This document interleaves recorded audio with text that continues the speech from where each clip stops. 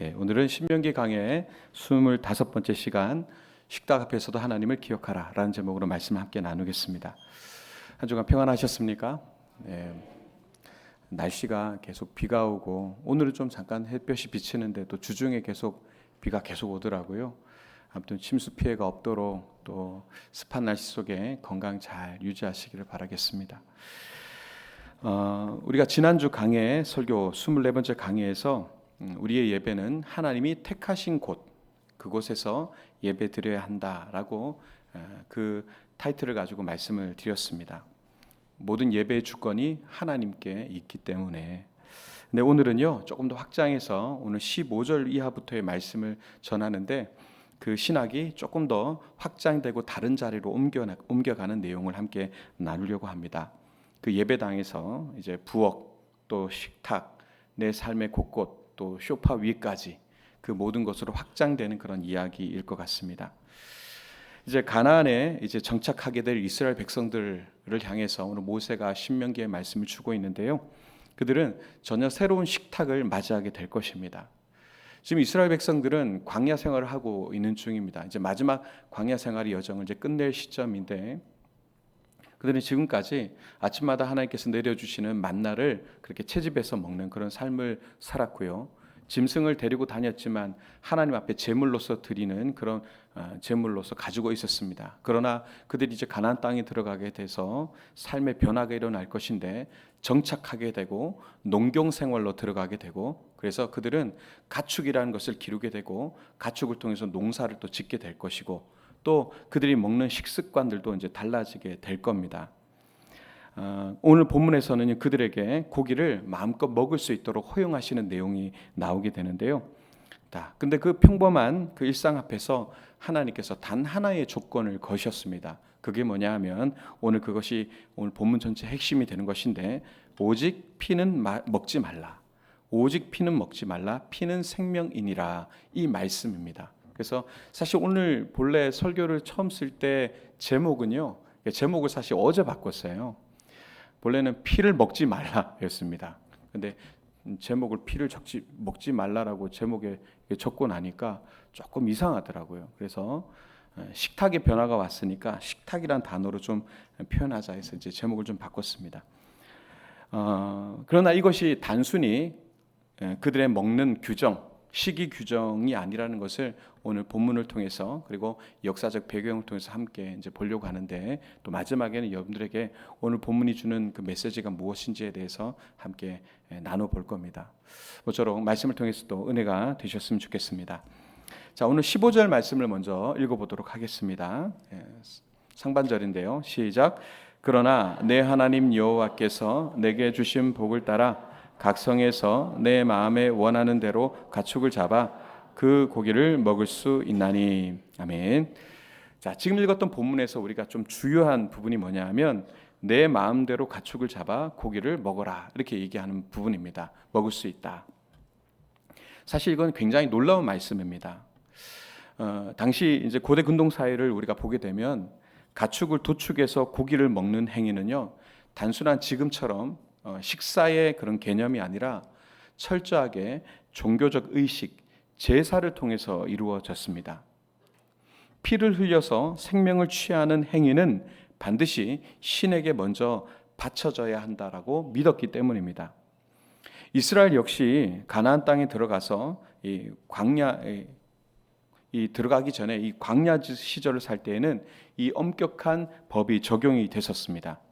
레위기 17장을 보게 되면 이스라엘 진영에서 그 내에서 소나 양, 염소를 잡을 때에는 반드시 어디로 성막 문 앞으로 끌고 가서 그것을 하나님 앞에 화목제로 드린 후에 그리고 나서야 고기를 먹을 수 있었습니다. 다른 제사 말고요. 번제, 소제, 화목제, 속제제, 속건제 여러 가지 제사 방법이 있지만 그 화목제라는 것이 유일하게 같이 고기를 나누는 제사였거든요. 하나님 앞에 온전히 다 태워드리는 제사가 있었던 반면에 화목제는 감사제, 서원제, 낙헌제라고 하는 이 제사 방법이 이 안에 들어있었고 그 제물을 드릴 때에는 그 고기를 당일날이나 그 이튿날까지 모조리 다 먹어야 했습니다. 그러니까 여러분들이 뭔가 좋은 일이 있어서 하나님 앞에 큰 어떤 제물을 바쳤어요. 막 돼지도 한 막 100마리 이렇게 바쳤어요. 예를 들어서. 그럼 그 고기를 그 당일날 다 먹으려면 어떻게 먹습니까? 못 먹잖아요. 그걸 어떻게 했을까요? 그러니까 아무나 붙잡고 다 먹이겠어요. 지나가는 나그네부터 시작해서 다 붙잡고 다 먹이겠습니다.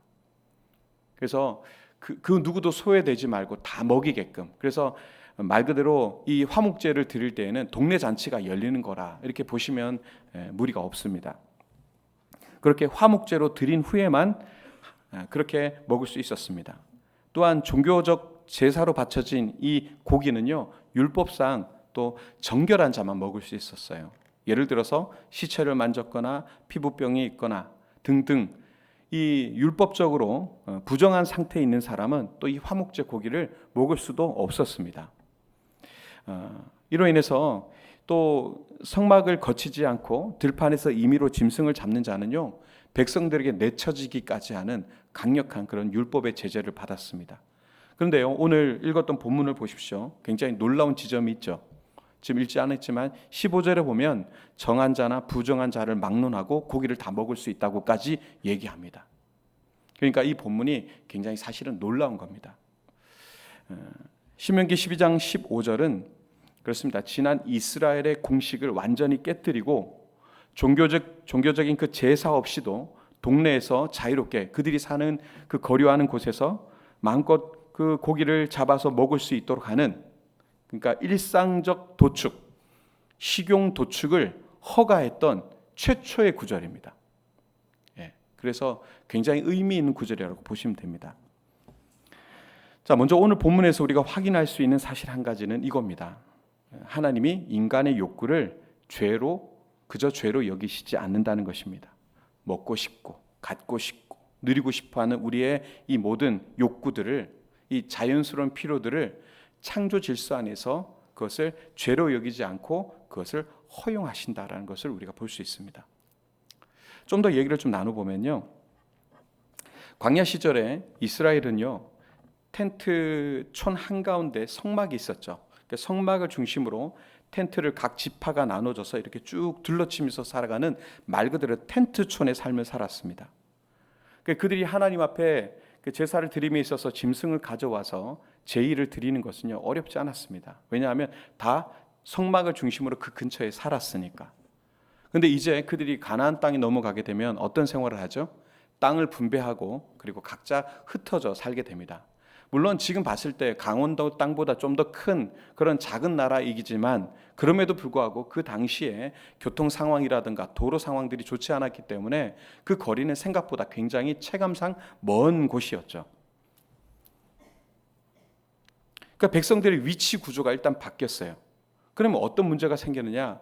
이스라엘 백성들이 본래 이제 텐트를 치고 살 때는 바로 그냥 조금만 가면 다 성막이 늘 한중간에 있었기 때문에 고기를 뭐 감사함으로 드리고 함께 나눠 먹기 위해서 그 짐승을 끌고 가는 것은 그렇게 어렵지 않은 일이었습니다. 그런데 이제 각 지파가 멀리 땅에 흩어져 살면서 이 짐승을 드리기 위해서는 산 넘고 물 건너 굉장히 많은 과정을 통해서 거기까지 가야 되는 거예요. 그러니까 너무너무 사실상은 어렵고 비용도 너무 많이 들고 힘들었습니다.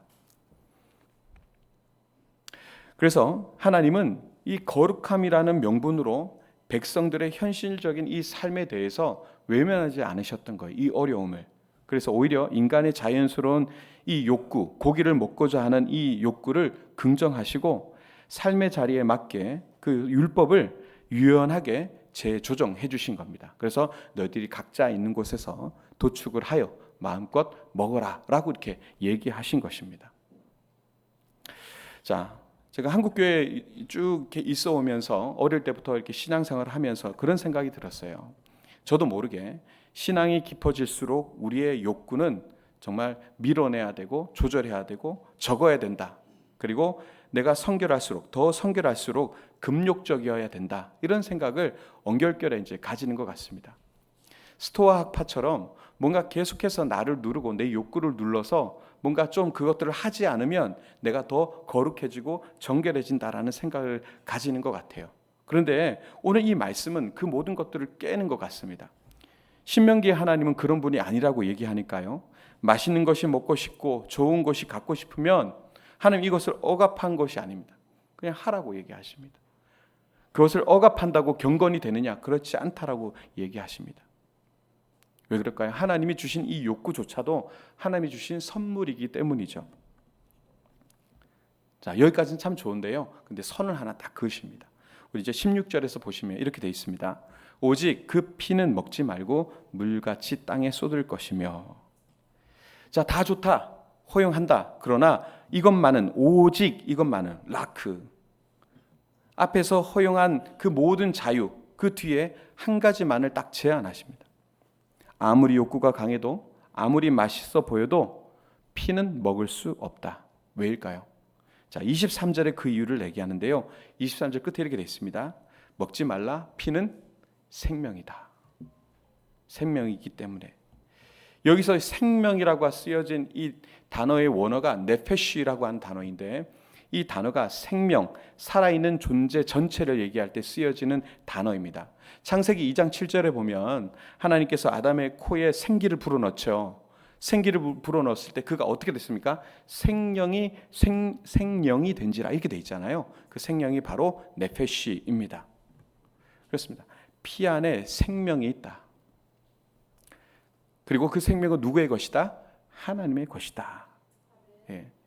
이 원칙을 지금의 우리의 언어로 좀 바꾸면 이렇게 될 것 같아요. 네가 원하는 거 다 가져도 좋다. 그러나 생명에 대한 주권은 나에게 있다. 좀 이해가 더 쉽게 예를 하나 드려보겠습니다. 어떤 아버지가요, 아들에게 큰 땅을 줬어요. 땅을 주면서, 아들아, 이 땅에 네가 뭘 심든지 뭘 키우든지 어떻게 사용하든지 너 마음대로 해라. 아들이 너무 기뻤어요. 그 넓은 땅에 뭐 개간을 해가지고요, 뭘 심고 또 집을 짓고 가축도 막 키웠어요. 근데 아버지가 단 하나의 조건을 넣었어요. 뭐라고 얘기했냐면, 저 땅 한가운데 있는 우물은 절대 건드리지 말아라. 이 우물은 이 모든 땅을 살리는 생명의 근원이다. 만약에 아들이 그 우물을 마음대로 막아버리거나 오염시킨다면 어떻게 될까요? 온 땅이 메말라 죽게 되겠죠.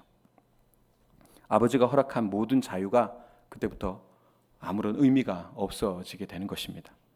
바로 피를 먹지 말라, 이 말이, 바로 이 명령이 바로 이와 같은 것입니다. 하나님은 우리에게 정말 많은 광활한 자유를 주셨습니다. 그러나 생명의 우물만은 누구의 것이다? 하나님의 것이다. 그것을 내 마음대로 취하거나 소유하려고 할 때 모든 것이 다 무너진다라고 얘기하십니다. 그리고 나서 19절에서 의미심장한 경고가 하나가 삽입이 되는데요. 좀 생뚱맞지만 레위인에 대한 얘기가 나옵니다. 이렇게 돼 있어요. 너는 삼가 내 땅에 거주하는 동안에 레위인을 저버리지 말지니라. 자, 여기서 레위인이 왜 갑자기 등장하는가? 이 또한 우리가 배경을 좀 알아야 되는데, 이스라엘이 각 성읍에서 마음대로 이렇게 짐승을 도축해서 먹게 되면 그 이후에 나타나는 부작용이 하나 있습니다. 그게 뭘까요? 사실상 백성들에게는 엄청난 해방감이죠. 고기를 먹기 위해서는 어찌됐든 성막 앞으로 가야 됐으니까. 그런데요, 그들에게는 해방감이 됐지만 이 레위인들의 입장에서는 심각한 생계 위협이 되었습니다. 사실상 실제 그런 일들이 성경 역사상 일어나기도 했고요. 사람들이 짐승을 성소의 제단으로 가져오지 않고 각자의 집에서 잡아먹게 되면은 제물을 통해서 식량을 공급받았던, 그 제물을 드리면 어떻게 했습니까? 태워 드리되 남은 것들은 제사장들이 먹게끔 했거든요, 레위인들이. 근데 그 제물을 통해서 식량을 공급받았던 레위인들이 수입원이 없어지게 되는 거예요. 그러다 보니까 일상의 직격탄을 맞게 되는 거죠. 그래서 하나님은 백성들의 일상적인 욕구를 채워주시되, 그래서 율법을 완화시켜 주셨지만 그로 인해서 생존권이 흔들리게 된 그 레위인들의 현실을 정확하게 꿰뚫어 보시고 이 명령을 이제 덧붙이시게 되는 겁니다. 이것은 제사 규례의 완화로 백성들의 삶이 윤택해졌지만 이웃을 돌보아야 할 의무마저 면제된 것은 아니다라는 것을 얘기하는 것이고요. 그리고 개인의 정당한 욕구 충족은 반드시 소외된 이웃을 책임지는 사랑과, 그러니까 이 사랑과 균형을 이루어야 된다. 그러니까 자유가 커갈수록 책임도 커진다라는 얘기를 하고 있는 겁니다. 자, 넘어가서 20절에 가보게 되면요, 이 상황이 한 단계 더 이제 강해지는데 20절을 같이 한번 읽어보겠습니다. 자, 시작. 내 하나님 여호와께서 내게 허락하신 대로 내 지경을 넓히신 후에 내 마음의 고기를 먹고자 하여. 여기 보시면 욕구, 고기를 먹고자 하여 이렇게 표현되어 있지만 원어적으로 보면은 락 네페시카 이래서 욕구가 생기면, 너의 영혼이 갈망하면, 이렇게 이제 해석할 수 있습니다. 그러니까 지금 먹고자 하여 그냥 먹으려고 한다 이 정도가 아니라 그게 너무너무 땡겨서 식욕이 넘쳐나는 거예요. 단순한 식욕이 아니라 온 존재가 강렬하게 원하는 겁니다. 근데 그 욕구조차도 지금 허용이 됩니다. 그런데 23절에 가게 되면 동일한 원칙이 반복이 되는데 이렇게 되어 있습니다. 다만 크게 삼가서 그 피는 먹지 말라. 그 피는 생명인즉. 자, 그러면서 24절을 보면 피를 어떻게 그러면 처리할 것이냐 이렇게 나옵니다. 24절, 너는 그것을 먹지 말고 물같이 땅에 쏟으라 이렇게 되어 있습니다. 피를 땅에 쏟는 것. 제가 오늘 이 설교를 준비하면서 이 본문에 굉장히 오랫동안 이제 지켜봤어요. 이게 도대체 무슨 의미인가? 매번 고기를 먹을 때마다, 음식을 먹을 때마다 식탁에 앉아서 피를 땅에 쏟아야 되는 과정을 계속 거쳐야 되는 거예요. 한 번이 아니라 매번 반복해서. 왜 이렇게 하게 하셨을까? 왜 이렇게 하게 하셨을까? 여러분, 당시에 가나안을 비롯한 고대 근동의 이방 종교에서는요, 이런 문화가 있었어요. 짐승의 피를 마시는 문화가 있었습니다. 왠지 어색하진 않으시죠? 저도 이제 시골 출신이라 가끔 이제 외진들이 와갖고요, 막 총 들고 와서 노루나 또 이런 거 잡으면은, 거기 피를 마시는 걸 제가 눈으로 이제 봤으니까요. 그러니까 어느 나라나 그런 게 있는 것 같은데 그 피를 마시는 문화가 있었습니다. 근데 보시면 왜 그러냐? 피를 마심으로써 그 동물이 가진 생명력을 내가 흡수할 수 있다라고 하는 주술적인 그런 의미가 있었던 거예요. 지금이야 여러분 마시겠습니까? 그 안에 얼마나 많은 기생충들이 있고 얼마나 싫었겠어요. 근데 그 당시에는 그걸 마시면 내가 생명이 길어지고 영생할 수 있다, 이런 생각을 가졌던 거예요. 굉장히 주술적이죠. 근데 더 나아가 이 주술적인 이 내용이 어떻게 될까요? 자기가 더 잘 살기 위해서, 건강하기 위해서, 오래 살기 위해서 남을 또 짐승을 마구마구 잡아 죽이는 그런 아주 폭력적인 상황으로 흘러가게 되는 거죠. 그것이 가나안의 고대 근동의 이방 종교에서 아주 보편화되어 있었다는 겁니다. 근데 이에 하나님께서 그 가나안 땅으로 들어가는 이스라엘 백성들에게 무엇을 요구하십니까? 피를 마시지 말라. 왜? 피는 생명이다. 네페시. 생명과 고기를 함께 먹지 못한다고 그렇게 못을 박으시는 거죠. 그래서 피를 땅에 물처럼 쏟아버리는 행위는 그럼 어떤 의미냐 하면, 이 생명은 오직 창조주이신 하나님의 소유다. 그러니 흙으로 돌아가야 한다라고 하는 신앙 고백의 행위였던 것입니다. 그래서 하나님께서 이스라엘 백성들에게 그 피를 땅에 쏟을 것을 말하신 것입니다. 인간은 고기를 통해서 영양분을 얻을 수는 있어도 피를 말씀을 통해서 그 폭력적이고 주술적인 방법을 통해서 생명력을 탈취하여 영생하거나 더 강해질 수 없다라는 것, 그리고 그 교만한 시도를 해서는 안 된다라고 메시지를 주시는 것이죠. 결국 여러분, 이런 욕망이 어떤 것입니까? 세상을 파괴하는 거잖아요. 사람을 사람 되지 못하게 하고 괴물로 만들어버린 거지 않습니까? 남이 죽어가든 말든, 남이 망하든 말든, 어려움에 처하든 말든 자기의 이익을 위해서는 모든 것을, 그러니까 인격에 화를 맞은 사람처럼 남들을 짓밟는 그런 괴물로 변질되지 않도록 하기 위한 하나님의 깊은 지혜가 담겨있는 본문이라는 겁니다. 고기를 씹어 먹이면서 자기 욕구를 채우는 그 순간에도 어떻게 핏물이 땅속에 스며드는 과정을 보면서 이렇게 고백하게 하는 거죠. 생명의 주인은 하나님이시다. 생명의 주인은 하나님이시다 라는 것을 기억하게 하려고 하는 탁월한 교육적 장치였던 것입니다. 자, 그러면 이해가 되실 수도 있겠지만 난해할 수도 있잖아요. 그러면 밥 먹을 때마다 이게 피를 붓는 이것이, 이 반복되는 행동이 과연 그러면 무엇을 우리에게 주는 건가? 또 무엇을 만들어내는가? 여러분 이거 깊이 묵상해 보면요, 이게 되더라고요. 신앙의 형성. 여러분 사실 인간은요 습관의 동물이라고 하지 않습니까? 한 번의 큰 결단은요, 그때는 막 하나님 앞에 다 드릴 것 같고 막 큰 결단을 하지만 우리의 결단이라는 게 얼마나 연약합니까? 연말에 결심해도요 그냥 한 2달도 못 가서 그냥 픽픽 넘어지는 우리의 모습이 있지 않습니까? 그러나 그 큰 결단보다 매일매일의 작은 실천과 행동이 사실 우리를 만들어가고 그 습관이 우리를 만들어가는 것을 우리는 압니다. 자, 일주일에 한 번 여기 와서 하나님 나의 주인이십니다 이렇게 고백하지만 6일 동안 잊어버리면 그 믿음이 우리의 삶에 깊이 뿌리 내리지 못하죠. 그래서 하나님은요 매일에 그들이 앉아서 식사하는 그 식탁에서 그 식탁 자체를 하나님을 향한 신앙의 형성의 자리로 만들어 버리신 겁니다. 밥 먹기 전에 피를 쏟으면서 하나님 이것은 하나님의 것입니다. 이것을 반복하게 만드신 거예요. 그리고 이 반복이 쌓여서 이것이 신앙이 되게끔 하신 것입니다. 자, 오늘 이것이 우리에게 어떻게 적용될 것이냐? 제가 한 집사님의 얘기를 해드리겠습니다. 여기 얘기는 아니고요. 예전에 어떤 집사님이신데 그분은 사업을 하시는 분이거든요. 지금 이제 장로님이신데 참 너무너무 잘 되셨어요. 근데 한날 그분이 목사님 제가요 매일 아침마다 회사 출근하면 뭐 한 줄 아세요? 기도합니다. 기도하시는 거 기도하면 좋죠. 근데 책상에 앉아서요 제가 늘 기도하는데 딱 30초 기도합니다. 30초요. 어떻게 기도하세요? 하나님 제가 오늘 이 사무실도 이 사업도 오늘 하루도 다 주님의 것입니다. 주님의 것입니다.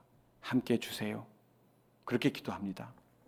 여러분 이 기도가 거창합니까? 뭐 특별합니까? 그렇지 않잖아요.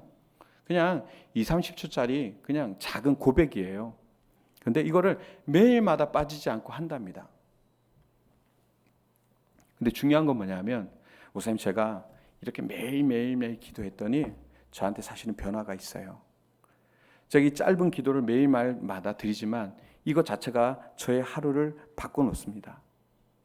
제가 돈을 벌 때요 예전에도 좋았지만 이제는 좋은 게 아니라 감사해요.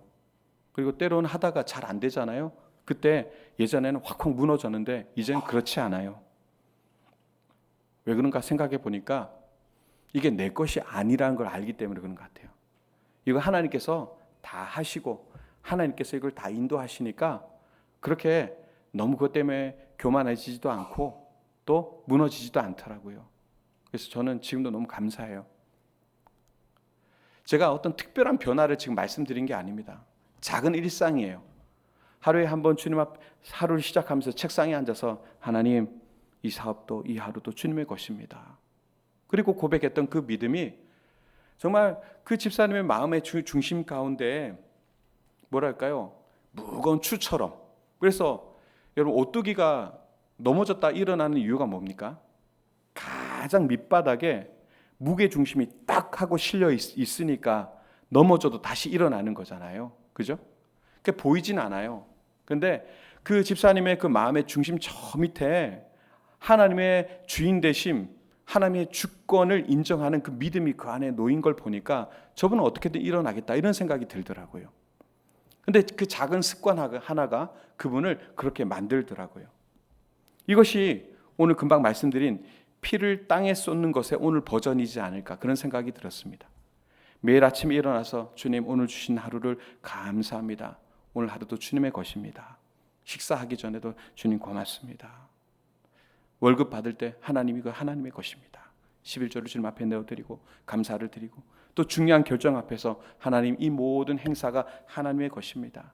주님께서 이 모든 것들을 주장해 주십시오. 그렇게 기도하는 것, 이 작은 습관 하나하나 이것은 단순한 종교적 관습이 아니죠. 이 시간, 이 돈, 이 능력, 이 생명 하나님의 것입니다 라고 하는 신앙 고백이거든요.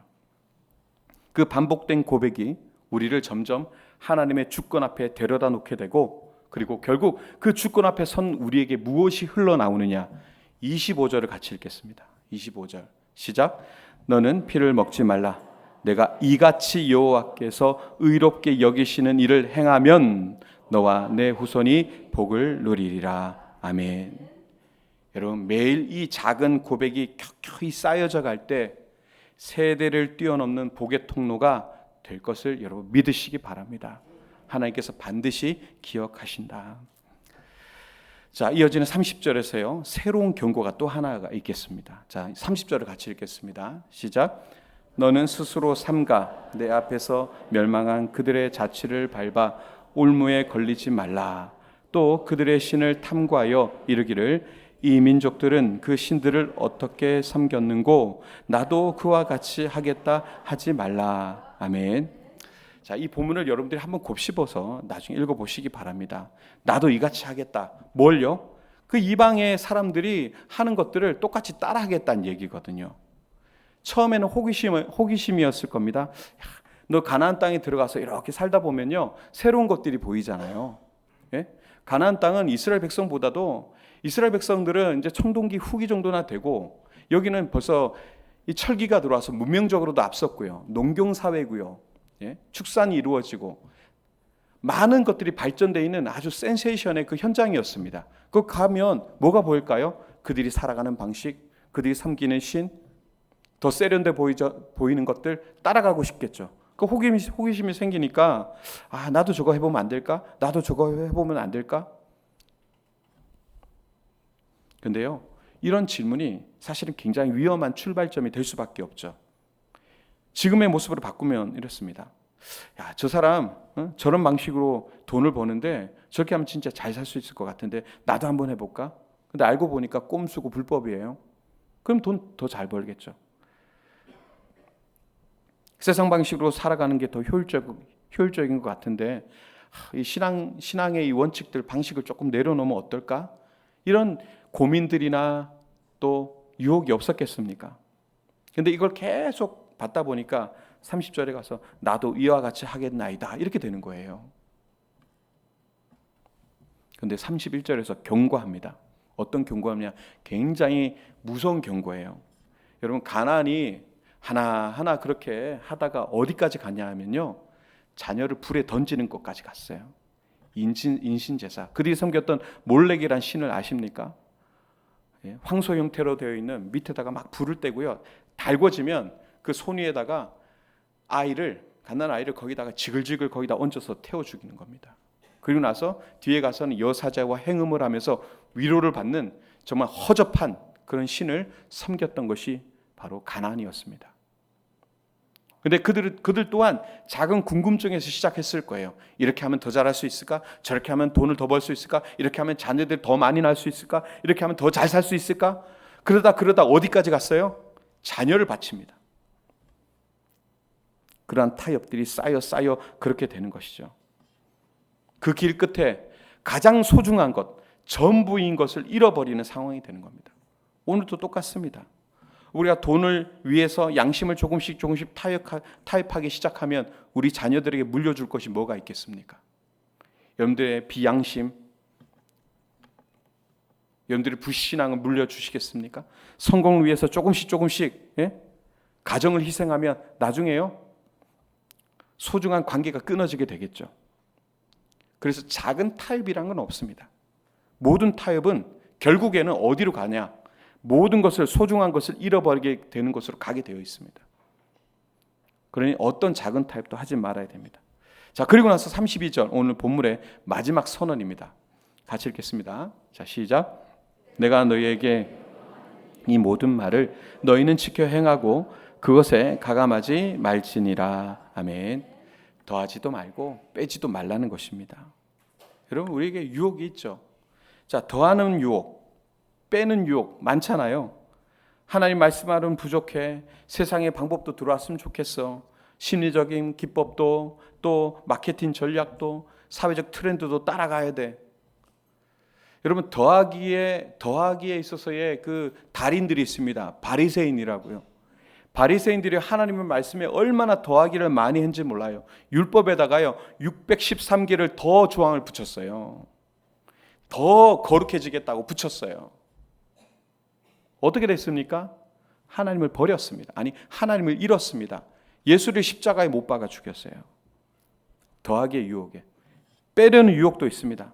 야, 이 시대에 하나님 말씀대로 사는 건 맞아? 지옥? 심판? 불편한 진리를 자꾸 빼려고 해요. 근데 하나님께서 우리에게 말씀하시죠. 더하지도 말고 빼지도 말라. 여러분, 하나님 말씀은 부족하지도 과잉하지도 않습니다. 하나님 말씀은 충분합니다. 말씀을 정리하겠습니다. 여러분, 신명기 12장의 말씀은 우리를 예배당 밖 우리의 일상으로 이렇게 이끌어냅니다. 하나님은 우리의 식욕 또 성취욕, 우리가 누리고자 하는 자연스러운 욕구를 정죄하지 않으시고요, 인정하십니다.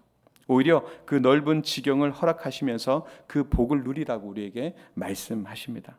그러나 그 자유의 한복판에 매일 마주하는 식탁 위에 하나의 딱 선을 그으셨습니다. 붉은 선을 그으셨습니다. 그게 뭡니까? 피를 쏟으라. 생명은 그 주권은 나에게 있다. 네덜란드 신학자인 카이퍼라는 분이 있습니다. 유명하신 분인데 이런 얘기를 했더라고요. 우리의 인간의 삶의 모든 영역에서 만물의 주권자이신 그리스도께서 이것은 내 것이다 라고 외치지 않은 곳은 단 한 뼘도 없다. 이것은 내 것이다 라고 외치지 않은 곳이 단 한 뼘도 없다. 모두 하나님의 것이다 라고 말씀하신다는 겁니다. 그렇습니다. 우리가 주일 예배당만 하나님의 것이냐? 그렇지 않습니다. 여러분들의 부엌, 여러분들의 책상, 여러분들의 결제 서류, 여러분들이 양육하는 거실 소파 위까지 모두 하나님이 내 것이다 라고 선언하고 계십니다. 오늘 예배당 문을 나서시면서 다짐하실 수 있기를 바랍니다. 세상 방식 이리저리 기울이면서 나도 저렇게 해볼까? 타협 절대 단호하게 끊어내십시오. 주님의 말씀에다 무엇을 더하거나 빼지도 마십시오. 그대로 순종하시길 바랍니다. 그리고 밥 먹을 때마다 또 하루를 시작할 때마다 이 모든 것이 주님의 것입니다 라고 하는 10초, 20초, 30초의 짧은 기도를 여러분들 기도하시기 바랍니다. 여러분, 그것이 오늘 땅에 피를 쏟는다 라는 의미가 됩니다. 자, 이제 피를 쏟는다 하는 말이 이제는 조금 좀 덜 자극적으로 들려오시죠? 이해가 되신 분들은 끄떡끄떡 하실 거고, 또 이해가 안 되면 이러실 거고. 피를 쏟는다, 이 말이 무엇인가? 이 모든 것이 주님의 것입니다 라는 것을 인정하는 우리의 그 짧은 기도입니다. 매일매일 반복되는 이 작은 신앙 고백이 결국 어떻게 된다고요? 여러분과 여러분들 후손들에게 영원한 복으로 흘러오게 될 줄로 믿습니다. 일상의 식탁을 지성소로 그렇게 만들어가는 그런 저와 여러분들의 삶이 되시기를 주님의 이름으로 축원드립니다.